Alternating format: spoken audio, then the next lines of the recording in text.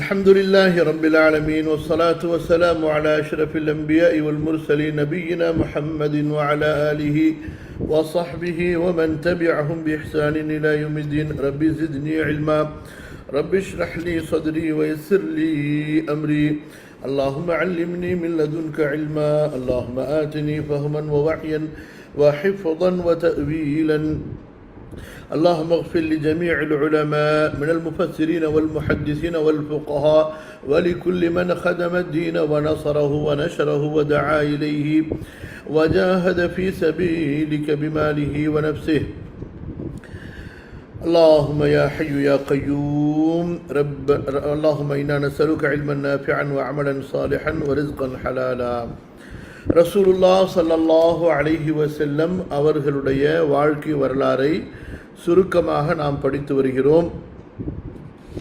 அந்த தொடரிலே சென்ற அமர்விலே நபி ஸல்லல்லாஹு அலைஹி வஸல்லம் அவர்களுக்கு நெஞ்சு பிளக்கப்பட்ட சம்பவத்தை நாம் படித்தோம். இன்று இன்ஷா அல்லாஹ் ரசூலுல்லாஹி ஸல்லல்லாஹு அலைஹி வஸல்லம் அவர்களுடைய சிறு பிராயத்திலும் அவர்களுடைய வாலிப காலத்திலும் நடந்த நிகழ்வுகளை பார்த்து இந்த நபித்துவத்திற்கு முன்னால் உள்ள அமர்வை இன்ஷா அல்லாஹ் நாம் நிறைவு செய்வோம். நபி ஸல்லல்லாஹு அலைஹி வஸல்லம் அவர்கள் சிறுவர்களோடு விளையாண்டு கொண்டிருந்த போது ஜிப்ரீல் அலைஹி ஸலாத்து வஸலாம் அல்லாஹ்வின் புறத்திலிருந்து அனுப்பப்பட்டார்கள். நபி ஸல்லல்லாஹு அலைஹி வஸல்லம் அவர்களுடைய இருதயத்தை நெஞ்சை பிளந்து அவர்களுடைய கல்பை சுத்தப்படுத்துவதற்காக. அதே போன்று ஜிப்ரீல் அலைஹி ஸலாத்து வஸலாம் இறங்கி ரசூலுல்லாஹி ஸல்லல்லாஹு அலைஹி வஸல்லம் அவர்களுடைய கல்பை ஜம்சம் தண்ணீரை கொண்டு சுத்தப்படுத்தினார்கள். இதை பார்த்த சிறுவர்கள் நபி ஸல்லல்லாஹு அலைஹி வஸல்லம் கொல்லப்பட்டு விட்டார்கள் என்று பயந்து ஹலிமாவிடம் கூறி இந்த நிகழ்வை விவரித்த போது ஹலிமாவும் ரசூலுல்லாஹி ஸல்லல்லாஹு அலைஹி வஸல்லம் அவர்களுடைய முகம் மாறியிருப்பது, அவர்கள் பயந்திருந்தது, அவர்களுடைய அந்த நெஞ்சிலிருந்த அடையாளங்கள் இவற்றையெல்லாம் பார்த்து இந்த குழந்தைக்கு ஏதாவது ஆகிவிடுமோ, அதற்கு தாம் பொறுப்பாளியாக ஆகிவிடுவோமோ என்று பயந்தவர்களாக உடனடியாக ரசூலுல்லாஹி ஸல்லல்லாஹு அலைஹி வஸல்லமுடைய தாயாரிடத்திலே குழந்தையை அழைத்து வந்து அவர்கள் விட்டுவிட்டார்கள். நல்ல கவனிங்க, நபி ஸல்லல்லாஹு அலைஹி வஸல்லம் அவர்களை ஹலீமா அவர்கள் இரண்டாவது முறையாக அழைத்து வந்தபோது நீண்ட காலம் வரை அவர்களை தம்மோடு தங்க வைப்பதற்காகத்தான் அழைத்து வந்தார்கள். சரிங்களா? ஆனால் எப்போ நபி ஸல்லல்லாஹு அலைஹி வஸல்லம் அவர்களுக்கு இப்படிப்பட்ட ஒரு ஆபத்து, அவர்களது பார்வையில் இப்படிப்பட்ட ஒரு ஆபத்து நிகழ்ந்ததோ, உடனே ஹலீமா அவர்கள் நபி ஸல்லல்லாஹு அலைஹி வஸல்லம் அவர்களை அவர்களுடைய தாயிடத்திலே ஒப்படைத்து விட வேண்டும் என்று முடிவெடுத்தார்கள். இப்போ இந்த இடத்துல ஒரு விஷயத்தை நம்ம விளங்கணும். அதாவது இது ஒரு பொதுவான அறிவு, இது ஒரு பொதுவான அறிவு. அதாவது நம்முடைய நன்மையை நாம் ஆசைப்படுவதை விட, நம்முடைய நன்மையை நாம் தேடுவதை விட, நம்முடைய நன்மைக்கு நாம் முக்கியத்துவம் கொடுப்பதை விட, அப்படி நம்முடைய நன்மைக்கு, நம்முடைய அழகிய தேவைக்கு, நம்முடைய பலன்களுக்கு நாம் முக்கியத்துவம் கொடுக்கும் பொழுது அதனால் பிறருக்கு ஆபத்து, பிறருக்கு பாதிப்பு என்று இருக்குமே, ஆனால் பிறருக்கு ஏற்படக்கூடிய பாதிப்பை நீக்குவதற்கு முக்கியத்துவம் கொடுக்க வேண்டும், அதற்கு முன்னுரிமை கொடுக்க வேண்டும். அதுதான் நல்ல அறிவுடைய மனிதர்களுடைய பிரியாரிட்டி, அவர்களுடைய அந்த முன்னுரிமையாக தேர்வாக இருக்கும். அந்த ஒரு நேரிய அறிவின் அடிப்படையில் தான் ஹலீமா அவர்கள் ரொம்ப ஆசைப்பட்டார்கள். ரசூல் ஸல்லல்லாஹு அலைஹி வஸல்லம் அவங்களுடைய பரக்கத்தை இன்னும் அனுபவிக்கணும். அதே போல் ரசூலுல்லாஹி ஸல்லல்லாஹு அலைஹி வஸல்லம் உங்களுக்கு நல்லா தெரியும், அதாவது தமிழில் சொல்லுவாங்க வளரும் பயிர் முளையிலே தெரியும் என்பதாக. அதாவது ஸ்டார்டிங்லேயே அந்த பயிர் நல்லா வளருமா, அந்த செடி எப்படி வளருங்கிறத அது வளரக்கூடிய விதத்தை வச்சு பார்த்துக்கலாம். இது ஒரு சாதாரண குழந்தைகளுக்கே பொருந்தும் என்று சொன்னால் அகிலங்களுக்கெல்லாம் நபியாக ரசூலாக அல்லாஹுவின் படைப்புகளிலேயே சிறந்த ஒரு படைப்பாக யாருக்கு முன்பும் யாருக்கு பின்பும் இத்தகைய ஒரு கண்ணியவானை அல்லாஹு தாலா படைத்ததில்லையோ படைக்க மாட்டானோ அத்தகைய ஒரு கண்ணியவான் குழந்தையாக தங்களுடைய குடும்பத்தில் வளரும் பொழுது அந்த ஹலிமாவும் அவர்களுடைய கணவனாரும் அங்கே உள்ளவர்களும் எந்தளவு மகிழ்ச்சியாக சந்தோஷமாக இருந்திருப்பார்கள். எந்தளவு ரசூலுல்லாஹி ஸல்லல்லாஹு அலைஹி வஸல்லம் அவர்கள் தங்களுடைய வளர்ப்பு தாய்க்கு பணி உள்ளவர்களாகவும் அன்புள்ளவர்களாகவும் பணிவிடை செய்யக்கூடியவர்களாகவும் இருந்திருப்பார்கள்.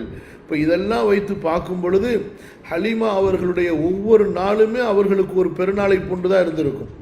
ஹலீமா அவர்களுக்கு ஒவ்வொரு நாளுமே மகிழ்ச்சியினுடைய அந்த உச்சம் ஒரு பெருநாளை போன்று இருந்திருக்கும். அந்த அளவுக்கு அவர்கள் ரசூலுல்லாஹி ஸல்லல்லாஹு அலைஹி வஸல்லம் அவர்களை கொண்டு சந்தோஷப்பட்டவர்களாக மன நிறைவடைந்தவர்களாக நபி ஸல்லல்லாஹு அலைஹி வஸல்லம் அவர்களை கொண்டு ஒவ்வொரு நாளும் நற்பாக்கியத்தை உணர்ந்தவர்களாக இருந்தார்கள். அந்த நிலையில தான் நபி ஸல்லல்லாஹு அலைஹி வஸல்லம் அவர்களுக்கு இந்த நெஞ்சு பிளக்கப்பட்ட நிகழ்வு என்பது ஏற்பட்டது. அப்போ பயந்துடுறாங்க, இந்த குழந்தைக்கு என்னமோ ஆயிடுமோ, ஏதாவது ஒரு தீங்கு நிகழ்ந்து விடுமோ என்பதாக பயந்துடுறாங்க. ஏன்னா அவங்களுக்கு சரியான விளக்கம் இல்லை, இது என்னவாக இருக்கும் என்று அவங்க யூகிக்க முடியல, யார்கிட்டையும் கேட்கறதுக்கு போய் பயம். அப்போ அந்த மாதிரி நேரத்தில் குழந்தையினுடைய பாதுகாப்பை பார்க்கணுமா, அந்த குழந்தையை ஒப்படைத்த தாய்க்கு நம்ம என்ன பதில் சொல்லணும் அதை பார்க்கணுமா என்று அவர்கள் தடுமாறிய போது தன்னுடைய ஆசையை விட தனக்கு கிடைக்கக்கூடிய அந்த நற்பாக்கியத்தை விட சந்தோஷத்தை விட குழந்தையினுடைய பாதுகாப்பு முக்கியம். ஸோ இங்கே ஏதோ ஒரு பிரச்சனை அவங்களுக்கு ஏற்படலாம், தாயிடத்தில் அந்த குழந்தை போய் இப்போ இருக்கிறது தான் அது பாதுகாப்பு என்பதை ஹலீமா அவர்கள் உணர்ந்து அதுக்கு முக்கியத்துவம் கொடுத்தாங்க. புரியுதுங்களா? ரசூலுல்லாஹி ஸல்லல்லாஹு அலைஹி வஸல்லம் அவர்களுக்கு பாதிப்பு நடந்து விடக்கூடாது என்பதற்கு முக்கியத்துவம் கொடுத்து நபி ஸல்லல்லாஹு அலைஹி வஸல்லம் அவர்களை கொண்டு போய் அவர்களுடைய தாயாரிடத்தில் விட்டு விட்டார்கள். இது நமக்கு வாழ்க்கையில் ரொம்ப ஒரு முக்கியமான படிப்பினை. அந்த படிப்பினை திரும்ப ஒரு சின்ன ஷார்ட்டான வாக்கியத்தில் சொல்கிறேன். அதாவது நாம் நம்முடைய நன்மையை பார்க்கணும், அதில் தப்பு கிடையாது. நமக்கு என்ன லாபம் இருக்குது, நமக்கு என்ன நன்மை இருக்குதுன்னு சொல்லிட்டு. ஆனால் நமக்கு லாபத்தை நன்மையை சந்தோஷத்தை பார்க்கக்கூடிய அதே நேரத்தில் அந்த சந்தோஷம் மகிழ்ச்சியினால் பிறருக்கு ஏதாவது டிஸ்டர்பாக இருக்கா, பிறருக்கு ஏதாவது பாதிப்பாக இருக்கா என்று நம்ம பார்க்கணும். அப்படி பிறருக்கு பாதிப்பு ஏற்படுமே ஆனால் அந்த பாதிப்பை நீக்குவதற்கு நம்ம முக்கியத்துவம் கொடுத்து நம்முடைய மகிழ்ச்சி குறைஞ்சாலோ அல்லது நம்முடைய சந்தோஷம் குறைஞ்சாலோ அல்லது நம்முடைய சந்தோஷத்தை முற்றிலுமாகவே தியாகம் செய்ய வேண்டிய ஒரு நிலை ஏற்பட்டாலோ அதை நம்ம தியாகம் செய்யணும். எதை நம்ம செஞ்சிடக்கூடாது, பிறருக்கு பாதிப்பை ஏற்படுத்தக்கூடிய, பிறருக்கு சங்கடத்தை ஏற்படுத்தக்கூடிய, பிறருக்கு தொந்தரவை ஏற்படுத்தக்கூடிய வேலையை நம்ம செய்துவிடக்கூடாது. இது வாழ்க்கையில் நம்ம படிக்க வேண்டியது மட்டுமல்ல, தெரிய வேண்டியது மட்டுமல்ல, உடனடியாக வாழ்க்கையில் கொண்டு வர வேண்டிய முக்கியமான பழக்கங்கள்.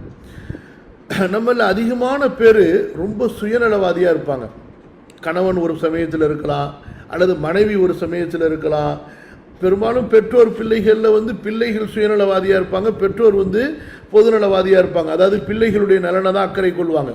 ஆனால் இந்த கணவன் மனைவியிலையும் அதே போல் வியாபாரத்தில் இருக்கக்கூடிய நண்பர்கள், ஒன்றா வியாபாரம் செய்யக்கூடியவங்க, அல்லது அண்டை வீட்டார்கள், அல்லது பொதுவாக பழகக்கூடிய உறவுகள், இவர்களுடைய பிரச்சனைக்கு இன்றைக்கி காரணம் என்னன்னு சொன்னால், ஒவ்வொருத்தரும் தன்னுடைய நன்மையை மட்டுமே, தன்னுடைய லாபம், தனக்கு என்ன அப்படிங்கிற அந்த ஒரு குறிக்கோளோடு வாழ்கின்ற காரணத்தினால பிறருக்கு என்னதான் அழிவு, நாசம், பிரச்சனை, குழப்பம், பிறருக்கு என்னதான் ஆபத்து ஏற்பட்டாலும் கூட அதை அவர்கள் பொருட்படுத்துவதில்லை.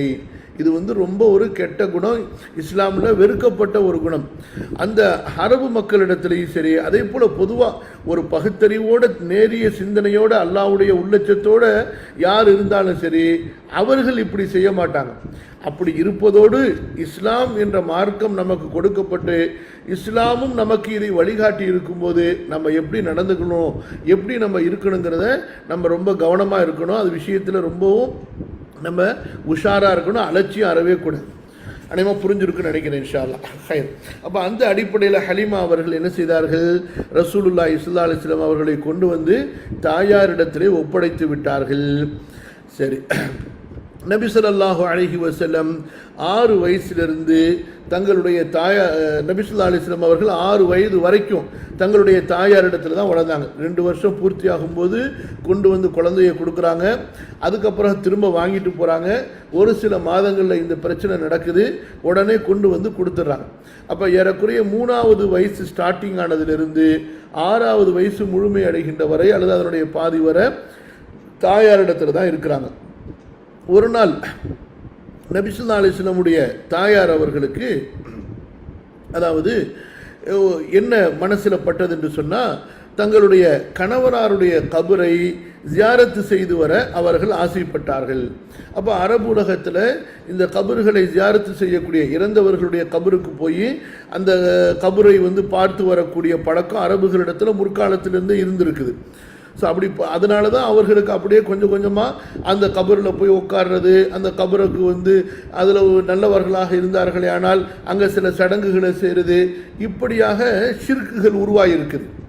அதனால தான் ஆரம்ப காலத்தில் ரசூலுல்லாஹி ஸல்லல்லாஹு அலைஹி வஸல்லம் என்ன சொன்னாங்கன்னா, கபரு ஜியாரத்துக்கே போவாதீங்கன்னு தடுத்துட்டாங்க. கபருக்கு பக்கமே போவாதீங்க, அடக்கம் செஞ்சிட்டிங்களா அதுக்கப்புறம் அந்த பக்கமே தலை வச்சு படுக்காதீங்கன்னு சொல்லி நபி ஸல்லல்லாஹு அலைஹி வஸல்லம் தடுத்துருந்தாங்க.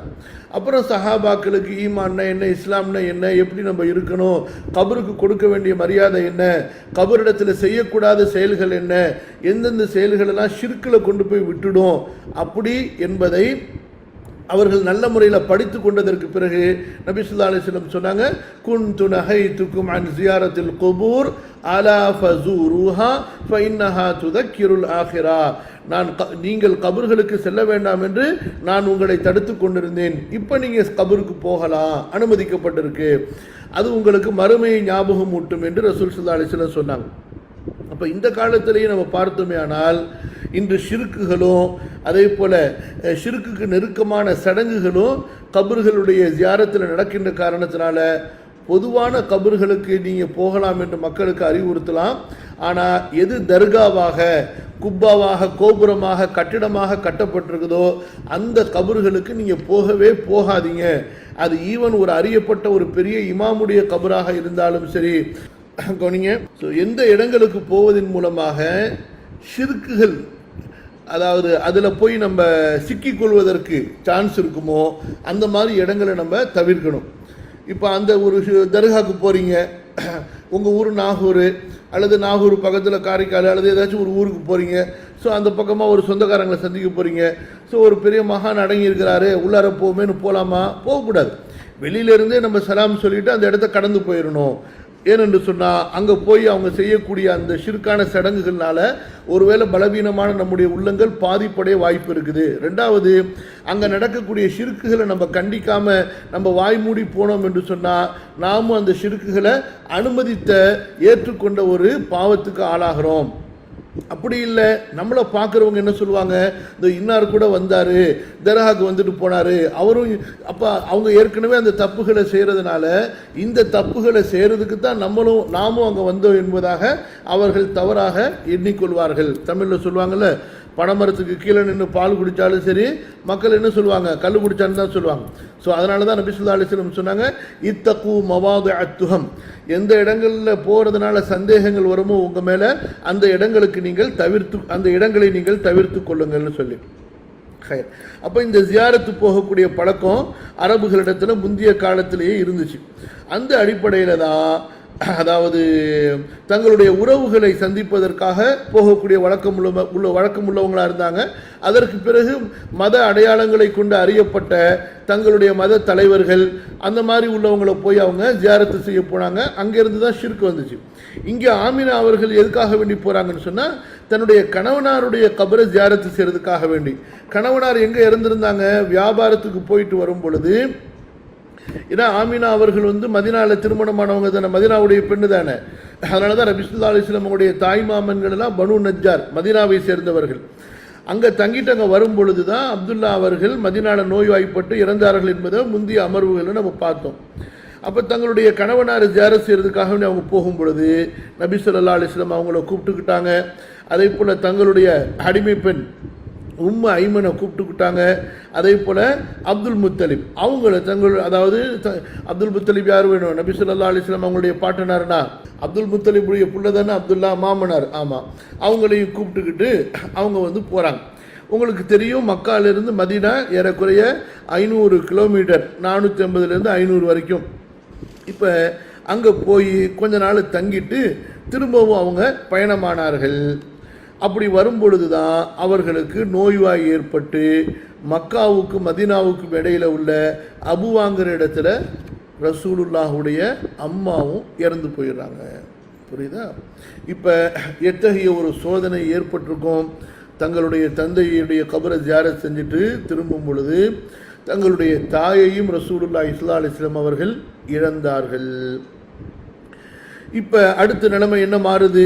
நபி ஸல்லல்லாஹு அலைஹி வஸல்லம் அவர்கள் தங்களுடைய பாட்டனார் அப்துல் முத்தலிபிடத்தில் ஒப்படைக்கப்படுகிறார்கள். அவங்களுடைய பொறுப்பில் வளர்றாங்க.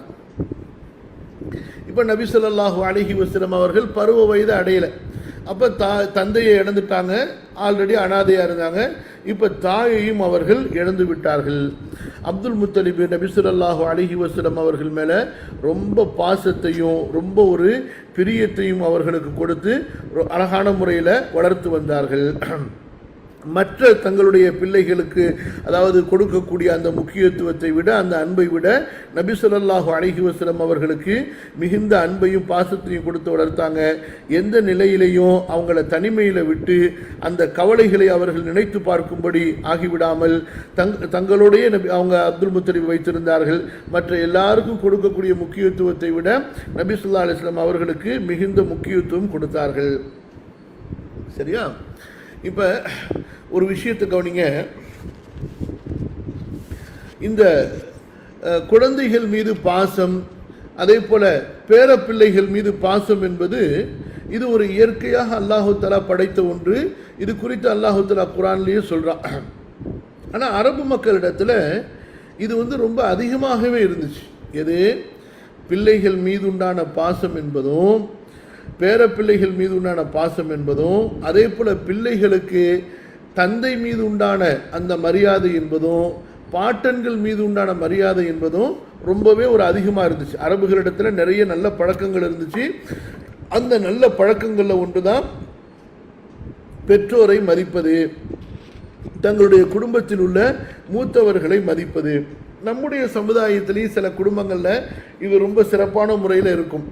ஆனால் அதாவது கலாச்சாரம், அதாவது சூழ்நிலை, அந்த ஒரு தாக்கம் ஏற்பட்டு பல குடும்பங்களில் இந்த ஒரு உறவு முறையினுடைய அந்த பேணுதல் என்பது சிதைந்திருப்பதையும் நம்ம பார்க்குறோம். நல்லா பாதுகாக்கணும். இது இருக்கக்கூடாத ஒன்று. இஸ்லாமிய மார்க்கம் உறவுகளை மதிப்பது, குறிப்பாக அதில் பெற்றோர்களை மதிப்பது, அதே போல் பெற்றோர்கள் பிள்ளைகள் மீது பாசமாக இருப்பது என்பது இஸ்லாம் வலியுறுத்திய ஒரு உயர்ந்த ஒரு பண்பு. இதனால் நமக்கு நிறைய நன்மைகள் இருக்குது. அதாவது உலக வாழ்க்கை என்பது உறவுகள் பேணாமல் நிம்மதி அடைவதில்லை. நல்லா கவனிக்குமா, எழுதி வச்சுக்கொள்ளுங்க. உலக வாழ்க்கை என்பது வெறும் காசு, பணம், உங்களுடைய சொகுசான பங்களா, உங்களுடைய சொகுசான அதாவது வசதிகள், நீங்கள் வீட்டில் பெருக்கி வச்சுருக்கிறீங்கள, ரிமோட்டில் ஃபேனு, ஏசி, அப்புறம் வாஷிங் மிஷினு, ஃப்ரிட்ஜு, அப்புறம் படுக்கிறதுக்கு சொகுசான விசாலமான அறைகள், அப்புறம் உங்களுக்கு ரொம்ப சுகமாக நீங்கள் பயணம் செய்கிறதுக்கு பெரிய காரு, இந்த மாதிரி நிறைய நிறைய நிறைய நிறைய ஆடம்பரமான வஸ்துகளை குமித்து கொள்வதால் வாழ்க்கையில் நிம்மதியோ மகிழ்ச்சியோ கிடைக்காது. உங்களுடைய தேவைகள் வேணால் கம்ஃபர்டபுளாக ஈஸியாக உங்களுக்கு நிறைவேறும். வாழ்க்கையில் கல்புல ஏற்படக்கூடிய உண்மையான மகிழ்ச்சி என்பது, உண்மையான அந்த சந்தோஷம் என்பது உறவுகள் பேணப்படுவதை கொண்டுதான். உறவுகளுக்குள்ளார அன்பு, பரஸ்பர அன்பு இருக்கணும். உறவுகளுக்குள்ளார உண்மையான பரிசுத்தமான உலக ஆதாயம் கலக்காத பரிசுத்தமான அன்பு இருக்கணும். கணவனுக்கு மனைவி மேலே, மனைவிக்கு கணவன் மேலே, பெற்றோருக்கு பிள்ளைகள் மேலே, பிள்ளைகளுக்கு பெற்றோர் மேலே, அண்ணனுக்கு தம்பி மேலே, தம்பிக்கு அண்ணன் மேலே, அக்கா தங்கச்சி, சகோதர சகோதரிகள், அதுக்கு பிறகு அப்படியே அடுத்த குடும்பங்கள், இப்படியாக உள்ளத்தினுடைய அந்த பரிசுத்தமான அன்புகள் ஒன்றுக்கொன்று பின்னி பிணைந்திருக்குமே ஆனால் அதுதான் கல்புக்கு உண்மையிலேயே ஆரோக்கியத்தை கொடுக்கும். அந்த கல்புடைய ஆரோக்கியத்தை தொடர்ந்து உடலுடைய ஆரோக்கியத்தையும் கொடுக்கும். வாழ்க்கையை நமக்கு எப்போதுமே ஒரு செழிப்பாக வைத்து கொண்டிருக்கும். அப்படி இல்லை என்று சொன்னால் நம்முடைய வாழ்க்கை இருக்குது, காசு பணத்தினால வெளியில் பார்க்குறவங்களுக்கு ரொம்ப பிரகாசமாக தெரியும். ஆனால் உள்ளுக்குள்ளார உள்ள அந்த நிலைமையில் இருக்கிறவங்களுடைய உள்ள எந்த அளவுக்கு இறுகி போய் நெருக்கடியில் இருக்குது என்பதை அல்லாஹ் ஒருத்தனுக்கு தான் தெரியும். சரிங்களா? அதனால் இந்த விஷயத்தில் நம்ம ரொம்ப கவனமாக இருக்கணும். அல்லாஹ் நமக்கு அருள் புரிய வேண்டும். இப்போ அப்துல் முத்தலிப் என்ன செய்வார் என்று சொன்னால், அவர் மக்கால குறைஷிகளுடைய ஒரு பெரிய தலைவராக இருந்தார். அவருக்காக வேண்டி காபத்துள்ளால விரிப்பு போடப்பட்டிருக்கும். அவங்களுடைய பிள்ளைகள் இருக்காங்க பாருங்க, நபி ஸல்லல்லாஹு அலைஹி வஸல்லம் அவர்களுடைய பெரிய தந்தைகள், சிறிய தந்தை இருக்காங்கல்ல, இவங்க யாருமே தங்களுடைய அத்தா அந்த விரிப்புல உட்காராத வரைக்கும் அவங்க யாரும் அந்த விரிப்புல உட்கார மாட்டாங்க. அந்த அளவுக்கு தங்களுடைய தந்தையின் மீது மரியாதை வச்சிருந்தாங்க. அதுக்கு ரெண்டு காரணம். ஒன்று, அவர் தந்தை என்ற மரியாதையின் போக அதற்கு மேல தங்களுடைய குறைஷி வம்சத்தினுடைய தலைவராக, காபாவுடைய முக்கிய பொறுப்புதாரியாக அப்துல் முத்தலிப் இருந்தார். அதனால அவருடைய பிள்ளைகள் யாருமே அந்த இருக்கையில் உட்கார மாட்டாங்க எதுவரை அந்த இருக்கையில் அவங்களுடைய தந்தை அப்துல் முத்தலிப் உட்காருவாரோ. ஸோ இது நம்முடைய பல உலமாக்களும் சொல்லியிருக்காங்க. அதாவது தாய் தந்தைகள் உட்காராத வரைக்கும் நம்ம உட்காரக்கூடாது. நம்முடைய வீட்டுக்கு தாய் தந்தை வந்தாங்கன்னா நம்ம உட்கார்ந்துருந்தோம்னா எந்திரிச்சு அவங்கள உட்கார வச்சுட்டு தான் நம்ம உட்காரணும்னு சொல்லி நம்முடைய உலமாக்கள் நிறைய பேர் எழுதியிருக்காங்க. இது அந்த தடுக்கப்பட்ட ஒருத்தர் வந்தால் எழுந்துச்சு நிற்கிறதுன்னு இருக்குல்ல, அந்த தடுக்கப்பட்டது, அதில் இது வராது இது.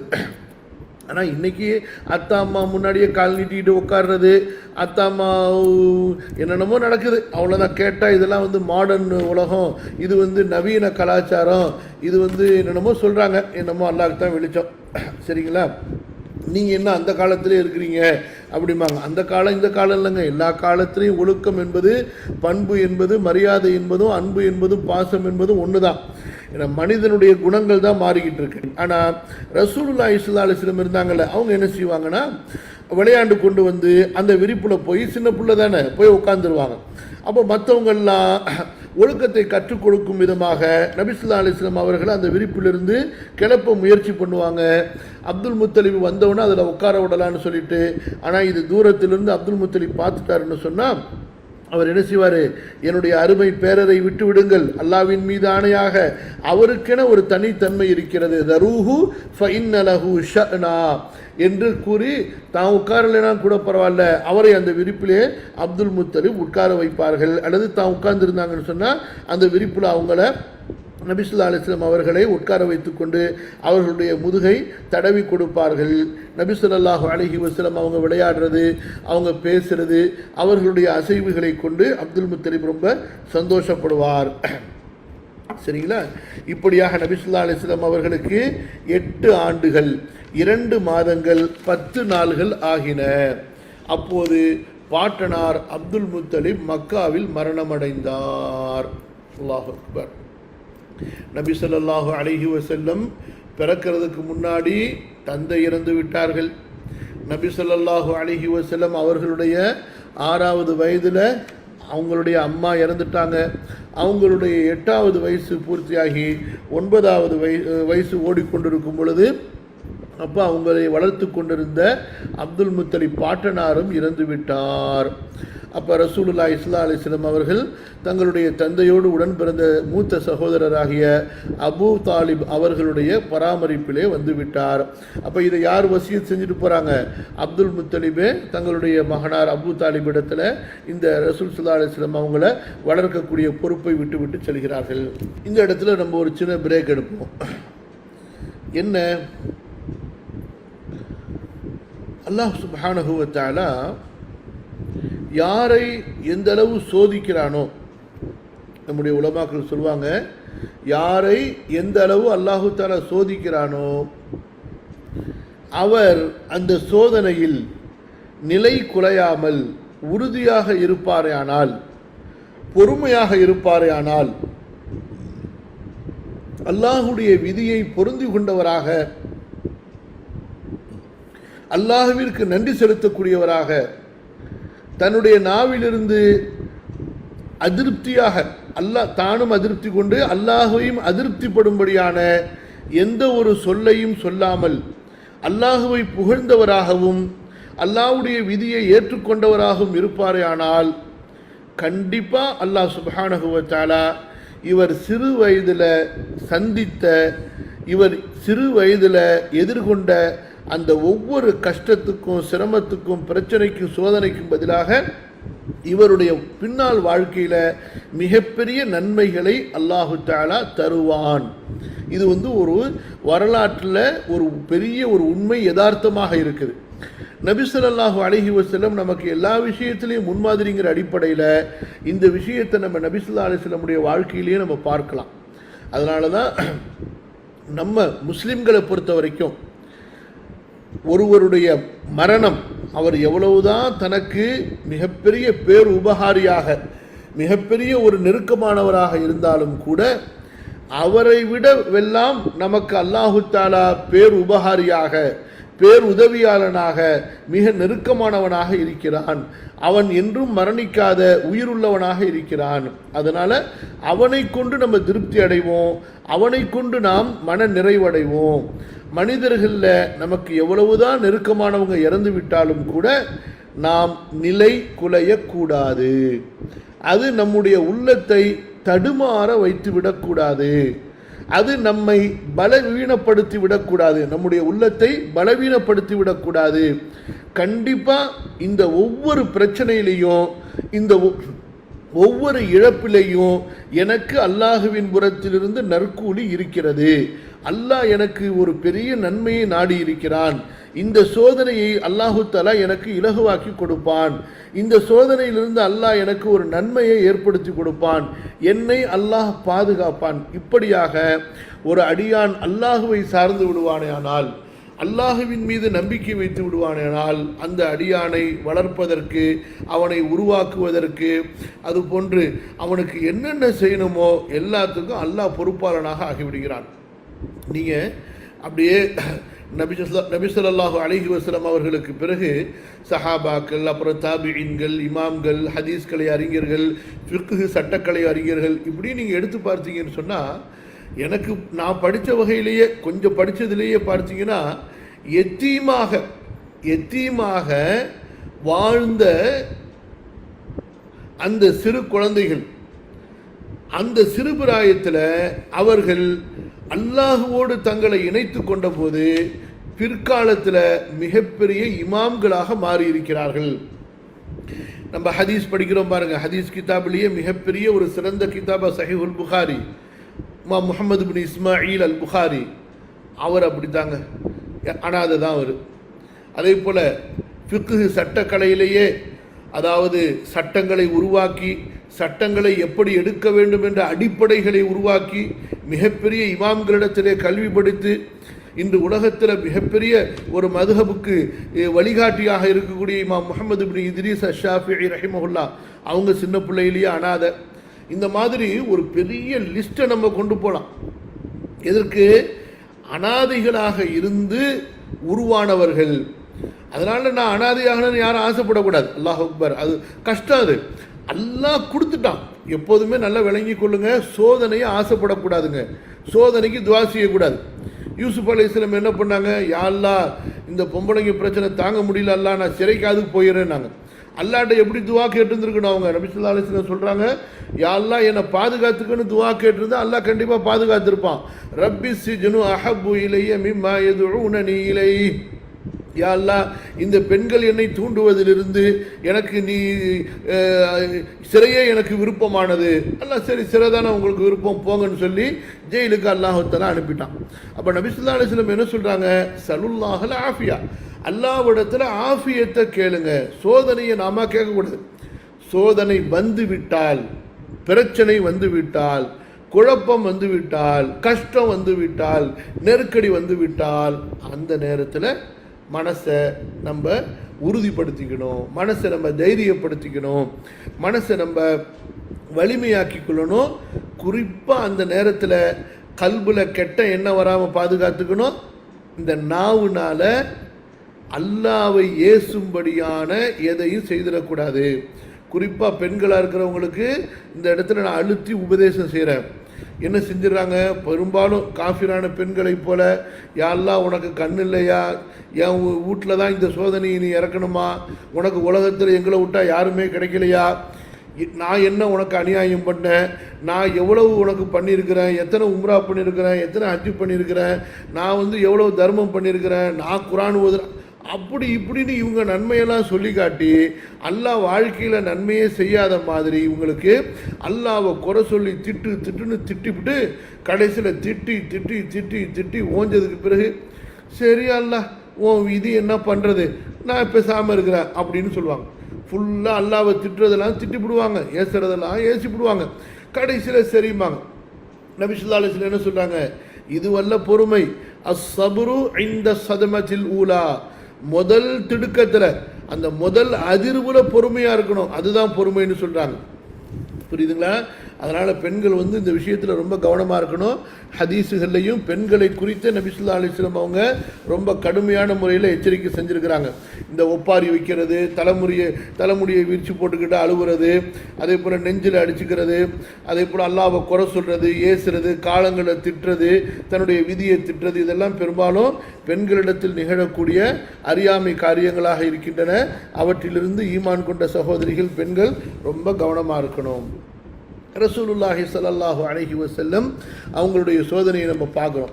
நமக்கு எவ்வளவுதான் சோதனை வந்தாலும் நபி ஸல்லல்லாஹு அலைஹி வஸல்லம் அவங்களுடைய சீராவை நம்ம படித்து அவர்களுடைய கஷ்டங்களை நம்ம நினைத்து பார்த்தோமே, ஆனால் அந்த கஷ்டங்களுக்கு முன்னாடி நம்ம படக்கூடிய கஷ்டம் ஒரு கஷ்டமே இல்லை, அது ஒரு சிரமமே இல்லை என்ற முடிவுக்கு நம்ம வந்துடுவோம். இப்போ ரசூலுல்லாஹி ஸல்லல்லாஹு அலைஹி வஸல்லம் அவங்க யார்கிட்ட வளர்ந்துக்கிட்டு இருக்கிறாங்க, அவங்களுடைய பெரிய தந்தை அபூ தாலிபிடம் அவர்கள் வளர்கிறார்கள். நபி ஸல்லல்லாஹு அலைஹி வஸல்லம் அவர்களை பராமரிக்கும் பொறுப்பை பெரிய தந்தை அபூ தாலிப் மிக சிறப்பான முறையிலே நிறைவேற்றி கொண்டிருந்தார். தன் பிள்ளைகளில் ஒருவராகவே அவரை ஆக்கி கொண்டார். அவருக்கு மிகுந்த முக்கியத்துவமும் கண்ணியமும் அளித்து வந்தார். ஏறத்தாழ 40 ஆண்டுகள், ஏறத்தாழ 40 ஆண்டுகள், அதாவது 8 வயசு முடிஞ்சு 9வது வயசில் அபூ தாலிபுடைய பராமரிப்பில் போகிறாங்க. அதிலிருந்து ஏறக்குறைய 40 வருஷம் நபி ஸல்லல்லாஹு அலைஹி வஸல்லம் ஈவன் திருமணமானதற்கு பிறகு கூட அபூ தாலிபுடைய பாதுகாப்பில் இருந்தார்கள். புரியுதுங்களா? குறிப்பாக நபித்துவம் அவர்களுக்கு கொடுக்கப்பட்டு நபித்துவ பிரச்சாரத்தை மேற்கொண்ட போது குறைஷிகளால் மிகப்பெரிய சிக்கல்களை, சிரமங்களை ரசூலுல்லாஹி ஸல்லல்லாஹு அலைஹி வஸல்லம் அவர்கள் சந்தித்த போது அந்த நேரத்திலெல்லாம் நபி ஸல்லல்லாஹு அலைஹி வஸல்லம் அவர்களை பாதுகாக்கக்கூடியவராகவும் நபி ஸல்லல்லாஹு அலைஹி வஸல்லம் அவர்களுக்கு துணிவை தரக்கூடியவர்களாகவும் அபூ தாலிப் இருந்தார். புரியுதுங்களா? நபி ஸல்லல்லாஹு அலைஹி வஸல்லம் அவர்களுக்காகவே பிறரின் நட்பையும் வெறுப்பையும் சம்பாதித்து கொண்டார். அதாவது முஸ்லிம்களுடைய நட்பை சம்பாதித்தார். தன்னுடைய குலத்தில் உள்ள தன்னை தலைமையாக ஏற்றுக்கொண்டிருந்த காஃபிர்களுடைய வெறுப்பை அபூ தாலிப் சம்பாதித்து கொண்டார். நிறைய சம்பவங்கள் இருக்குது. ரஹீக்கில் இன்னும் நிறைய விளக்கமாக இருக்கும். இந்த கிதாப்லையும் ஓரளவுக்கு நம்ம படிக்க வருவோம். இது அல்லாஹ் சுப்ஹானஹு வ தஆலா அபூ தாலிபுக்கு கொடுத்த ஒரு நன்மை. ஆனால் அவரோ அந்த இஸ்லாமை ஏற்றுக்கொள்ளாத காரணத்தினால, நபி ஸல்லல்லாஹு அலைஹி வஸல்லம் அவர்களை நபியாக ஏற்றுக்கொள்ளாததினால அந்த நன்மையை முழுமையாக அவர் அடையப்பெறவில்லை. அவருக்கு உலகத்தில் நபி ஸல்லல்லாஹு அலைஹி வஸல்லம் அவர்கள் மூலமாக கிடைக்கக்கூடிய அந்த பரக்கத்துகள், நன்மைகள் கிடைத்தன. ஆனால் அதே நேரத்தில் அந்த ஈமான் இஸ்லாமை ஏற்றுக்கொள்ளாததுனால அவருக்கு அந்த வாய்ப்பு கிடைக்கல. இதை பற்றி நம்ம இன்ஷா அல்லாஹ் படிப்போம். அதாவது அல்லாஹுடைய அந்த விதி இருக்கு பாருங்க, யாருக்கு ஹிதாயத்தை கொடுக்கறது, யாருக்கு ஹிதாயத்தை கொடுக்கறது, இது அல்லாஹுடைய விதியில் உட்பட்டதுங்க. சரிங்களா? ஏன் ரசூல் ஸல்லல்லாஹு அலைஹி வஸல்லமுடைய தந்தைக்கு ஹிதாயத்து கிடைக்கல? அவங்கள அல்லாஹ் கடைசி வரைக்கும் ஹயாத்தாக வச்சுருக்கலாம்ல. நபி ஸல்லல்லாஹு அலைஹி வஸல்லம் அவங்களுக்கு நுபுவத்து கிடைக்கிற வரைக்கும் அவங்க மூமினாக இருக்கலாம்ல, முஸ்லீமாக இருக்கலாம்ல. இப்படிலாம் நம்ம கேள்வி கேட்கக்கூடாது. புரியுதுங்களா? விதி சம்பந்தப்பட்டதை அல்லாஹுடைய இல்மிலே விட்டுவிட வேண்டும். நல்லா கவனிங்க, விதி சம்பந்தப்பட்டதை அல்லாஹுடைய இல்மில் நம்ம விட்டுடணும். விதியில் கேள்வி கேட்கறது அது அல்லாஹுவை நிராகரிக்கக்கூடிய செயலாகும். நல்லா புரிஞ்சு கொள்ளுங்க. ரொம்ப முக்கியமான ஒரு விஷயம், விதியை நாம் நம்பிக்கை கொள்ள வேண்டும். விதியை நாம் நம்பிக்கை கொள்ள வேண்டும். விதியில் எது நடந்தாலும் சரி, எது நடக்குதோ அது விதி நம்ம தெரிஞ்சுக்க போகிறோம். புரியுதுங்களா? நடந்ததுக்கு பிறகு தான் அதை நம்ம உறுதி செய்ய முடியும். சரி, விதியில் இப்படி தான் இருக்குன்னு சொல்லிட்டு. சில பேர் என்ன செய்வாங்க, தப்பு செஞ்சுக்கிட்டே இருப்பான். தப்பில் போகிறதுக்கு முன்னாடி எனக்கு இப்படி தான் விதியில் இருக்குன்னு சொல்லிட்டு தப்பு செய்வான். இது அயோக்கியத்தனம். இது இப்லீஸுடைய வேலை. புரியுதுங்களா? நீங்கள் நல்லதுக்கு முயற்சி செய்கிறீங்க, நல்லதுக்கு ஆசைப்படுறீங்க, அதற்காக வேண்டி முழு முயற்சி எடுக்கிறீங்க. ஆனால் உங்களுக்கு நீங்கள் விரும்பாத ஒன்று நடந்துருது, உங்களுக்கு பிடிக்காத ஒன்று நடந்துருது. அது சோதனை. அது அல்லாஹ்வின் புறத்திலிருந்து சரி விதியின்படி நடந்துச்சு. இப்போ ஒருத்தர் கரெக்டாக தான் அவர் கார் ஓட்டிக்கிட்டு போகிறாரு, கரெக்டான லிமிட்டட் ஸ்பீடில் போகிறாரு, அவருடைய லேனை அவர் ஃபாலோ பண்ணி கரெக்டாக போகிறாரு, எல்லாமே செஞ்சுக்கிட்டு இருக்கிறாரு. எதிர்த்த சாரியில் வரக்கூடிய ஒருத்தன் தவறாக வாகனம் ஓட்டி நேராக இவர்கிட்ட வந்து மோதிறான். இதுதான் விதி. புரியுதுங்களா? நிறைய நடக்கும். நீங்கள் கரெக்டாக தான் பார்த்துக்கிட்டு போகிறீங்க, தடுக்கி விழுந்துடுறீங்க, அல்லது பின்னாடியிலேருந்து ஒருத்தர் வந்து இடிக்கிறாரு. அப்போ இதெல்லாம் விதி. புரியுதா? எல்லாமே. அப்போ நம்ம விரும்புகிறது ஒன்றா இருக்கலாம், ஆனால் நடக்கிறது எல்லாமே நம்ம விரும்பியபடி நடக்க வேண்டும் என்பது இல்லை. ஏதாவது ஒன்று மாற்றமாக நடந்துடலாம். அப்போ எது நடந்துருச்சோ அதை நம்ம விதின்னு உறுதி செஞ்சிடறோம்.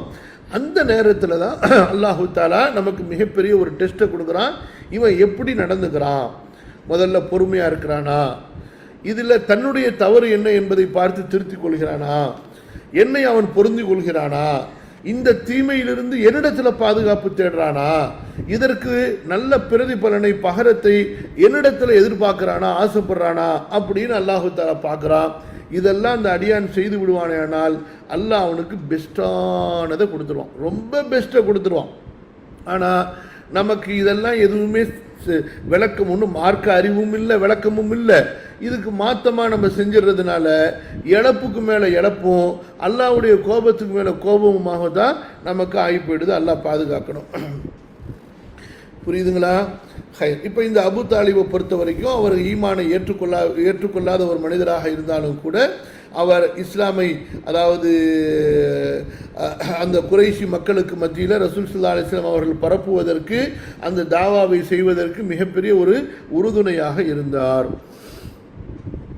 சரி, அப்போ ரசூலுல்லாஹி ஸல்லல்லாஹு அலைஹி வஸல்லம் அபு தாலிபுடைய அந்த வளர்ப்பில் இருக்கிறார்கள். 9 வயசிலிருந்து, அதாவது அபு தாலிபு மரணிக்கின்ற வரை ஏறக்குறைய 40 வயது. நபி ஸல்லல்லாஹு அலைஹி வஸல்லம் அவங்களுக்கு அந்த 49 வயசு அல்லது 50 வயசு வரைக்கும் அபு தாலிபுடைய, அதாவது எப்போ ஒஃபாத்தாராங்க, ஷாபி அபி தாலிபுங்கிற அந்த கணவாயில் அந்த குறைஷிகள் எல்லாரையும் பாய்காட் பண்ணி கொண்டு போய் அடைச்சி வைக்கக்கூடிய அந்த காலகட்டத்தில் தான் அபு தாலிப் மரணிக்கிறார். சரிங்களா? இப்போ ரசூல் ஸல்லல்லாஹு அலைஹி வஸல்லம் அவங்களுடைய சிறு பிராயம் பாலிகாகிற வரைக்கும், அப்புறம் பாலிகானதிலிருந்து திருமணம் முடிக்கிற வரைக்கும், அப்புறம் திருமணம் முடித்ததுக்கு பிறகு நபித்துவம் கொடுக்கப்படுற வரைக்கும், அதை பற்றி அப்படியே சுருக்கமாக நம்ம பார்க்கும் பொழுது, நபி ஸல்லல்லாஹு அலைஹி வஸல்லம் அவர்கள் வாலிபத்தின் ஆரம்ப காலத்தில் குறிப்பிட்ட தொழில் எதையும் செய்து வரவில்லை. எனினும் சாத் கிளையாரின் ஆட்டு மந்தையை மேய்த்தார்கள் என்பதாக பல அறிவிப்புகளிலிருந்து தெரிய வருகிறது. சாது கிளையார்கள் யார் பால் கொடுக்கறதுக்கு கூட்டிகிட்டு போனாங்கல்ல, ஹலீமா, அவங்களுடைய அந்த குடும்பத்தில் உள்ளவங்களுடைய ஆடுகளை மேய்ப்பவர்களாக இருந்தார்கள். அவ்வாறு மக்காவாசிகளுடைய ஆடுகளையும் மேய்த்து அதற்கு கூலியாக தானியங்களை பெற்று வந்தார்கள். அதை யார்கிட்ட கொடுப்பாங்க? அபு தாலிபிடத்தில் கொடுப்பாங்க. இப்போ பாருங்க, இதை ரசூல் ஸல்லல்லாஹு அலைஹி வஸல்லம் நுபுவத்துக்கு பிறகு சொல்லி காட்டியிருக்கிறாங்க. அது ஒன்றும் இழிவான இழக்கான ஒரு மதிப்பு குறைவான ஒன்று கிடையாதுங்க. நல்லா கவனிச்சுங்க. உழைச்சி கஷ்டப்பட்டு சாப்பிட்றது கண்ணியம், உழைச்சி கஷ்டப்பட்டு சாப்பிட்றது அதில் எந்த தப்பும் கிடையாது, எந்த அவமானமும் கிடையாது. நம்முடைய இமாம்கள் ஹதீஸ் கலை, அதே போல் ஃபிக்ஹ் சட்டக்கலையில் பெரிய பெரிய இமாம்கள், செருப்பு தைக்கிறவங்களா சில பேர் இருந்திருக்கிறாங்க, கூலிக்கு பஜாரில் மூட்டை தூக்குறவங்களா பல பேர் இருந்திருக்கிறாங்க, பல பேர் கூலி தொழிலாளியாக இருந்திருக்கிறாங்க.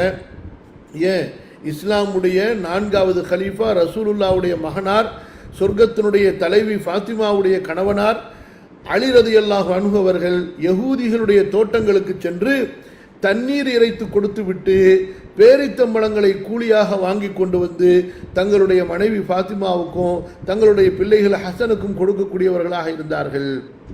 அதனால் யாராவது அப்படி நினைத்தீர்கள் என்றால், கூலி வேலை செய்கிறதில் அவமானம் சொன்னால் அவங்களுடைய சிந்தனையை சரி செஞ்சுக்குங்க.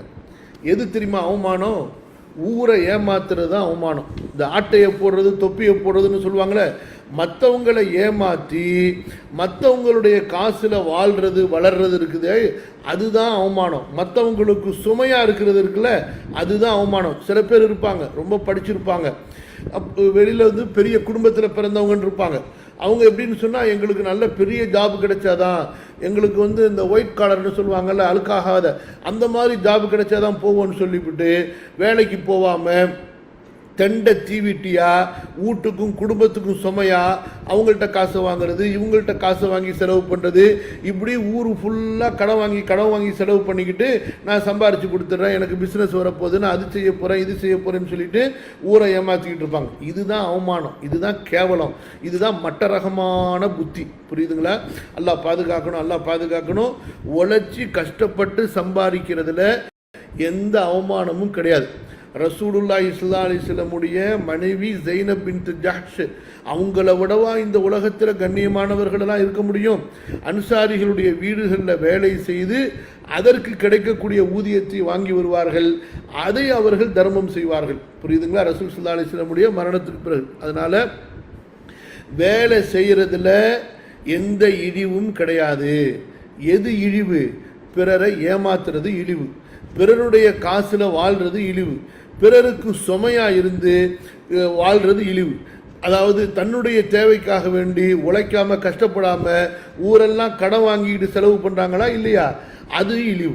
இந்த மாதிரி மக்களை ஏமாத்துறதும் மக்களுக்கு சுமையாக இருக்கிறது தான் வந்து இஸ்லாமிய மார்க்கத்தில் இழிவே தவிர, அல்லாஹுடைய பார்வையில் ரசூலுடைய பார்வையில் இழிவே தவிர உழைச்சி சம்பாதிக்கிறது இழிவில். ரசூல் ஸல்லல்லாஹு அலைஹி வஸல்லம் சொல்கிறாங்க, தன்னுடைய கரத்தால் உழைத்து சாப்பிடுவதை விட ஹலாலான ஒரு வருமானம் இல்லைங்கிறாங்க. புரியுதுங்களா? நபி ஸல்லல்லாஹு அலைஹி வஸல்லமுடைய குடும்பத்து பெண்மணிகளும் சரி, சஹாபாக்களுடைய உயர்ந்த குடும்பத்து பெண்மணிகளும் சரி, கரங்களால் உழைக்கக்கூடியவர்களாக, ஆடை நெய்யக்கூடியவர்களாக இருந்தார்கள், மற்ற வேலை செய்யக்கூடியவர்களாக இருந்தார்கள். அதனால் அது தப்பே கிடையாதுங்க. தப்பு எது? ஊரை ஏமாத்துறது, மக்களை ஏமாத்துறது, சொந்தக்காரங்களை ஏமாத்துறது, நண்பர்களை ஏமாத்துறது, அதுதான் தப்பு. புரியுதுங்களா? இது விஷயத்தில் ரொம்ப கவனமாக இருக்கணும். உங்களுடைய பிள்ளைகளையும் உங்களுடைய கணவன்மார்களையும் உங்களுடைய தந்தைமார்களையும் நீங்கள் கவனிக்கணும், வாட்ச் பண்ணணும்.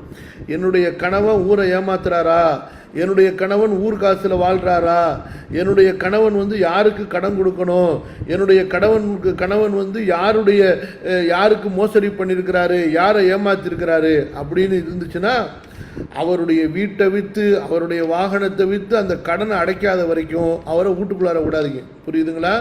நீங்கள் அவர் எப்படியோ சம்பாதிக்கிறாரு, நமக்கு என்ன, நமக்கு வந்து முர்தாபா கொண்டு வந்தாரா, நமக்கு பிரியாணி கொண்டு வந்தாரா, நமக்கு வந்து அதை கொண்டு வந்தாரா, இது கொண்டு வந்தாரா, நம்மளா வந்து அப்பார்ட்மெண்ட்டில் தங்க வச்சாரா அப்படின்னு இருந்தீங்கன்னா, நாளைக்கு மறுமையில் அவர் சிக்கலில் மாட்டும் பொழுது, யாரெல்லாம் சம்பாரித்து என் பொண்டாட்டிக்கு தான் கொடுத்தேன், என் பொண்டாட்டிக்கு தான் நகை வாங்கி கொடுத்தேன், என் பிள்ளைங்களை படிக்க வச்சேன் அப்படின்னு அவர் சொல்லும் பொழுது அல்லாஹ் எல்லாத்தையும் சேர்த்து ஒன்றா நிற்க வச்சிருவான். நீங்கள் எல்லாம் சேர்ந்து உங்கள் அமல்களை உங்களால் பாதிக்கப்பட்டவங்களுக்கு கொடுத்துட்டு போங்கடான்னு சொல்லிட்டு அதை பார்த்துக்குங்க.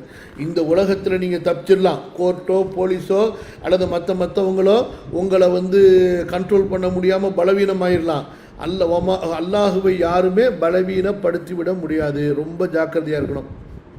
அப்போ ரசூலுல்லாஹி ஸல்லல்லாஹு அலைஹி வஸல்லம் அவங்களுடைய இந்த ஒரு நிலைமையிலிருந்து நம்ம என்ன தெரிஞ்சுக்கிறோம்? நபி ஸல்லல்லாஹு அலைஹி வஸல்லம் அவர்கள் கஷ்டப்பட்டு உழைக்கக்கூடியவங்களாக இருந்தாங்க, சிறுபிராயத்தில் ஆடு மேய்க்கக்கூடியவர்களாக இருந்தார்கள். அதன் மூலமாக கிடைக்கக்கூடிய வருவாயை கொண்டு அவர்கள் தங்களுடைய பெரிய தங்களை வளர்த்து வந்த தந்தை அபு தாலிபுக்கு தன்னுடைய வளர்ப்பிலே உதவி செய்பவர்களாக இருந்தார்கள். புரியுதுங்களா? வாலிபம் அடைந்தவுடன் ஆடு மேய்ப்பதை விட்டுவிட்டு சாயிப் இப்னு அபு சாயிப் அல் மக்சூமி என்பவருடன் சேர்ந்து வணிகம் வியாபாரம் செய்ய தொடங்கினார்கள். அவருக்கு நம்பிக்கைக்குரிய மிக சிறந்த தொழில் நண்பராக நபி ஸல்லல்லாஹு அலைஹி வஸல்லம் திகழ்ந்தார்கள். புரியுதுங்களா? ரெண்டு வார்த்தையை கவனிங்க. ஒன்று சிறந்த நண்பராக, இரண்டாவது என்ன? நம்பிக்கைக்குரியவர்களாக. இந்த ரெண்டுமே இந்த உலகத்தில் உங்களுக்கு இப்போ காலத்தில் கிடைக்குமான்னு சொன்னால், அத்திப்பூன்னு சொல்லுவாங்கள்ல தமிழில், அந்த மாதிரி தான். எனக்கு தெரியல அத்திப்பூனா என்னன்னு சொல்லிட்டு, அத்திப்பூ பூத்த நம்ம சொல்லுவாங்க, அத்தி மரம் புரியல. அதாவது என்னென்னு சொன்னால் ரெண்டுமே இல்லை. ஒரு நண்பன்கிட்ட போய் இந்தப்பா ஒரு 5 லட்ச ரூபா அவர் எமர்ஜென்சியாக நான் வெளியூர் போகிறேன் வச்சுக்க, நான் வந்து ஒரு 10 நாளில் வாங்கிக்கிறேன்னு சொல்லிட்டு வந்து பார்த்தா அவர் அந்த 5 லட்ச ரூபாயை வச்சு அவர் ஒரு கார் வாங்கியிருப்பார், அல்லது அவர் ஏதாச்சும் ஒரு செலவு பண்ணியிருப்பார். நம்பிக்கையும் போயிருச்சு, சிறந்த நட்புகளும் போயிருச்சு. அல்லாஹ் பாதுகாக்கணும். நம்ம எந்த ஒரு உலகத்தில் எந்த ஒரு சமுதாயத்தில் தான் வாழ்கிறோன்னு சொல்லிட்டு நமக்கு அவ்வளவு சந்தேகமாக இருக்குது. சில நேரத்தில் என்ன தெரியுமா தோணுது, இந்த மனுஷனுடைய வாழ வேணாயா, எங்கேயாவது காட்டில் போய் அங்கே உள்ள சிங்கம், பாம்பு, மலைப்பாம்பு, அந்த காண்டாமிருகம் அதுங்களையாவது நட்பு வைத்துக்கிட்டு வாழ்ந்துருவோமா அப்படின்னு என்ன தோன்றுது. ஏன்னா அந்த மாதிரி ஆகிப்போச்சு. குணங்களில் மோசமாக இருக்கிறாங்க, நம்பிக்கையில் மோசமாக இருக்கிறாங்க, நாணயத்தில் மோசமாக இருக்கிறாங்க, உண்மையான ஈமானிய உணர்வுகள் இல்லை, உண்மையான நட்பு இல்லை. யார் யாரை சந்தித்தாலும் கூட ஏதாவது ஒரு நோக்கம், ஏதாவது ஒரு அடிப்படையை வச்சு தான், துன்யாவுடைய ஆசை, துன்யாவுடைய குறிக்கோளை வச்சு தான் சந்திக்கிறாங்க. நிறைய இருக்குது, புரியுதுங்களா? வியாபாரத்தில் ஒருத்தரோட சேர்ந்து செஞ்சால் அதில் நம்பிக்கை இல்லை. இதெல்லாம் பார்க்கும் பொழுது 4 ஆட்டை வாங்கிக்கிட்டு எங்கேயாவது காட்டில் போயிட்டு பேசாமல் அல்லான்னு உட்காந்துருவோண்டா திக்ர் பண்ணிக்கிட்டு வெள்ளிக்கிழமை ஜும்மா தொழுகைக்கு பக்கத்து ஊருக்கு வந்து ஏதாச்சும் ஜும்மா தொழுதுட்டு உள்ளார போய் உட்காந்துப்போன்னு சொல்லிட்டு. ஆனால் இப்போ என்ன தெரியுமா பிரச்சனை, காட்டுக்கு கூட போக முடியாது, தீவிரவாதின்னு பிடிச்சிட்டு போயிடுவான். காட்டெலாம் அரசாங்க சொத்துன்னு சொல்லி அதெல்லாம் தடுத்து வச்சுக்கிட்டானோ அங்கே கூட போக முடியாமல் ஆயிடுச்சு. இந்த மனுஷன் இருக்கானே ஊர்லேயும் நிம்மதியாக வாழ விட மாட்டேங்கிறான், இவனை விட்டு தூரமாக போய் எங்கேயாவது வாழுவோன்னு பார்த்தா அங்கேயும் நம்மளை நிம்மதியாக இருக்க விட மாட்டேங்கிறானோ. அல்லாஹ் ரஹ்மானே வல்லாஹுல் முஸ்தஆன். அடுத்து பாருங்க, நபி ஸல்லல்லாஹு அலைஹி வஸல்லம் அவர்கள் மக்கா வெற்றி கொள்ளப்பட்ட நாள் என்று. இது எப்போ? நபித்துவத்துக்கு பிறகு ஹிஜ்ரி 8 நபி ஸல்லல்லாஹு அலைஹி வஸல்லம் அவர்கள் யாரிடத்துல வர்றாங்க? சாயிப் இப்னு சாயிப் இடத்துல வந்து என் சகோதரரே, என் தொழில் நண்பரே என்று கூறி அவரை நபி ஸல்லல்லாஹு அலைஹி வஸல்லம் வரவேற்றார்கள். அப்போ இந்த இடத்துல நபி ஸல்லல்லாஹு அலைஹி வஸல்லம் அவங்களுடைய நன்றி உணர்வு, புரியுதுங்களா?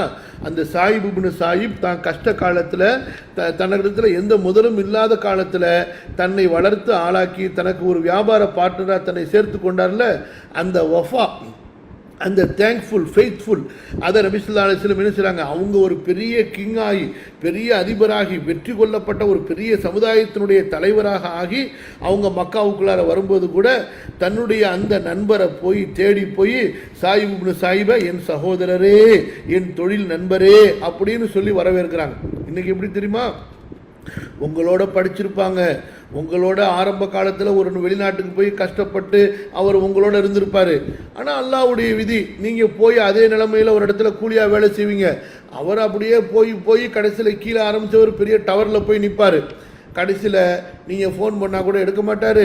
நீங்கள் அதாவது அந்த நட்பு போயிடும். ஏன்னா இப்போ வந்து ஸ்டேட்டஸ் மாறி போச்சு. இப்போலாம் எப்படின்னு சொன்னாங்க, அதாவது கல்யாண காட்சியாக இருக்கட்டும், எதாக இருக்கட்டும், எல்லாத்தையுமே காசு தான் முடிவு பண்ணுது, பணம் தான் முடிவு பண்ணுது.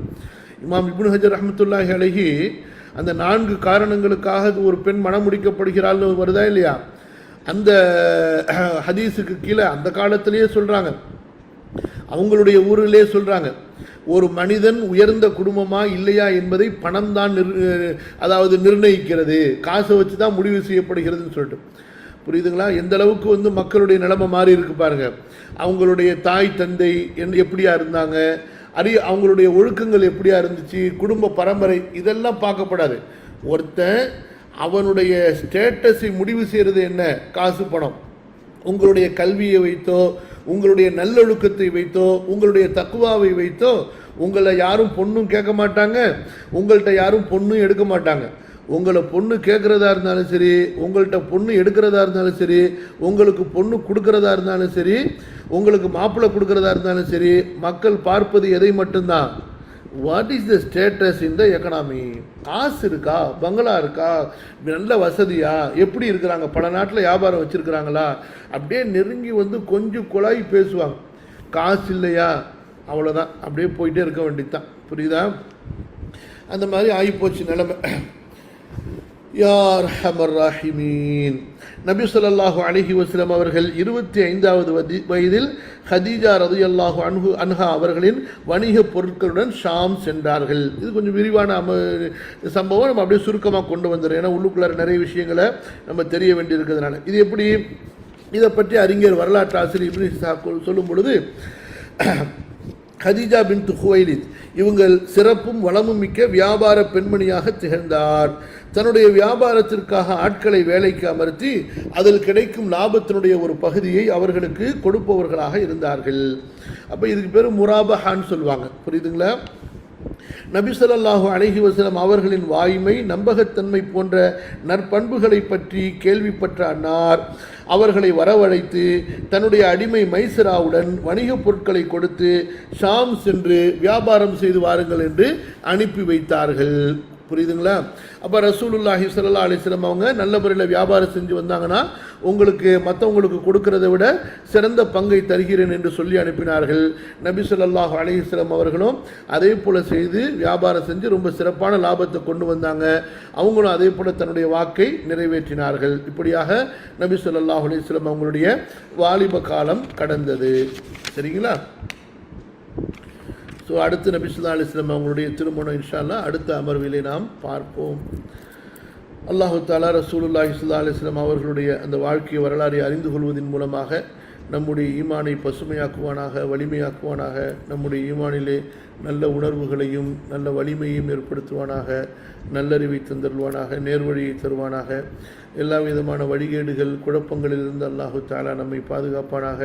நற்குணங்களையும் நல்ல பண்புகளையும் சிறப்பான முறையில் அல்லாஹு தஆலா நமக்கு தந்தருவானாக.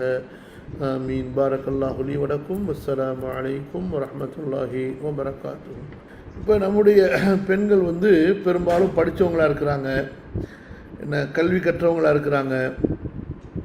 அந்த கல்வியை கொண்டு அவர்கள் ஏதாவது தங்களுடைய சமுதாயத்துக்கு பலனளிக்க முடியுது, அதனால் அவங்களுக்கு பொருளாதாரமும் கிடைக்குதுன்னு சொன்னால் அல்ஹம்துலில்லாஹ். அந்த மாதிரி செய்து, அதாவது எதனால் எந்த ஒரு வேலையினால அவங்களுடைய ஈமான் இஸ்லாம் அவங்களுடைய அஹ்லாக்குக்கு பாதிப்புலையோ அந்த மாதிரி வேலைகளை அவங்க தேர்ந்தெடுக்கிறதுல மார்க்க எந்த தப்பும் பண்ணல. அதை கொண்டு தங்களுடைய குடும்பத்தை உயர்த்தலாம், தங்களுடைய குடும்பத்தில் உள்ள இரத்த உறவுகளுக்கு உதவலாம், தங்களுடைய அண்டை வீட்டார்களில் உள்ள ஏழைகளுக்கு உதவலாம், எத்தீம்களுக்கு உதவலாம். ஜைனப் பின்த் ஜஹ்ஷ் என்ன செய்வாங்கன்னா, இந்த மாதிரி சம்பாதிக்கிற காசை வச்சு சஹாபாக்களுடைய அந்த போரில் ஷஹீதான சஹாபாக்களுடைய எத்தீமான பிள்ளைகள் இருப்பாங்க பாருங்கள், அவர்களை வளர்க்கக்கூடியவர்களாக இருந்தார்கள் ஜைனப் பின்த் ஜஹ்ஷ்.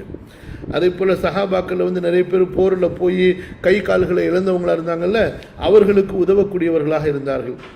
அதனால தான் நபி ஸல்லல்லாஹு அலைஹி வஸல்லம் அவங்க இறக்கும் பொழுது அஸ்ரஅ குன்ன லுஹூகம் பி, உங்களில் விரைவாக என்னை சேர்பவர் யாரென்றால் அத்துவலு குன்ன யதன், உங்களில் கரத்தால் நீளமானவர் என்று சொன்னாங்க. அப்போ உடனே நபி ஸல்லல்லாஹு அலைஹி வஸல்லமுடைய பெண்கள்லாம் ஒரு அளவு எடுத்துகிட்டு கையை அளந்து பார்த்தாங்க. சௌதா ரலியல்லாஹு அன்ஹா தான் ரொம்ப உயரமாக வாட்ட சாட்டமாக இருப்பாங்க, அவங்க கை தான் ரொம்ப பெருசாக இருந்துச்சு. அப்போ சீக்கிரமாக சௌதா தான் மூத்தா போவாங்க போல இருக்கு அப்படின்னு நினச்சிக்கிட்டாங்க. இங்கே இன்னொரு விஷயத்தை நான் சொல்லணும். நம்ம ஊரில் கணவன் யாராவது எனக்கு பின்னாடி சீக்கிரம் நீனும் சேர்ந்துட்டுன்னு சொன்னால், யோ நீ தான் போகிற, எங்களை வேற ஏன் நீ சீக்கிரம் கூப்பிடுற அப்படின்னு சொல்லிட்டு சொல்லுவாங்க. அது அந்த காலத்தில் உண்மையான முஹப்பத் இருந்துச்சு, அப்படி இருந்துச்சு, அது வேறு விஷயம். ஏன்னா இப்போ எல்லாமே டூப்ளிகேட்டாக போயிட்டுருக்குல்ல. இப்போ என்னாச்சு, அப்போ எல்லாரும் ரசூல் ஸல்லல்லாஹு அலைஹி வஸல்லம் அவங்களோட போய் சேர்றதுக்கு ரொம்ப சந்தோஷமாக விருப்பமாக இருந்தாங்க. என்னடா அது கடைசியில் நமக்கு அந்த வாய்ப்பு கிடைக்கலையே, இது அல்லாஹ்வுடைய ஒரு விதியின்படி உள்ள ஒரு செயலால் ஆகிப்போச்சு, கை நீளமாக இருக்கணும், இனிமேல் போய் கையை போய் எந்த ஆஸ்பத்திரியில் கொடுத்து நீளமாகிறது. கடைசியில் பார்த்தா மௌத்தா போனது யார் மௌத்தா போனா, ஜைனப் பின்த் ஜஹ்ஷ் ரலியல்லாஹு அன்ஹா மௌத்தா போனாங்க. அப்போ தான் நபி ஸல்லல்லாஹு அலைஹி வஸல்லமுடைய மனைவிமார்களுக்கு புரியுது, கை நீளம் என்று ரசூல் ஸல்லல்லாஹு அலைஹி வஸல்லம் அவங்க சொன்னது தர்மத்தை சொல்லியிருக்காங்கன்னு சொல்லிட்டு. ஏன்னா நபி ஸல்லல்லாஹு அலைஹி வஸல்லமுடைய மனைவிமார்கள் எல்லோருமே அவங்க வாழக்கூடிய காலங்களிலேயே தங்களிலேயே அதிகமாக தர்மம் செய்யக்கூடியவர் ஜெய்னப் என்று அவங்க விளங்கி வச்சுருந்தாங்க. அப்போ ஜெய்னப் வஃபாத்தானதுக்கு பிறகு தான் அல்லாஹு ரசூல் ஸல்லல்லாஹு அலைஹி வஸல்லம் தர்மத்தை பற்றியில் சொல்லியிருக்கிறாங்கன்னு சொல்லி எல்லாரும் உணர்ந்தாங்க. ஸோ அந்த மாதிரி இப்போ ஒரு வாய்ப்பு இருக்குமே ஆனால் கண்டிப்பாக அவங்க செய்யலாம், அதில் தப்பு கிடையாது. அதை அது கணவனுடைய ஹிதுமத்துக்கும் பிள்ளைகளுடைய வளர்ப்புக்கும் அது பாதிப்பு இல்லாமல் இருக்கணும்.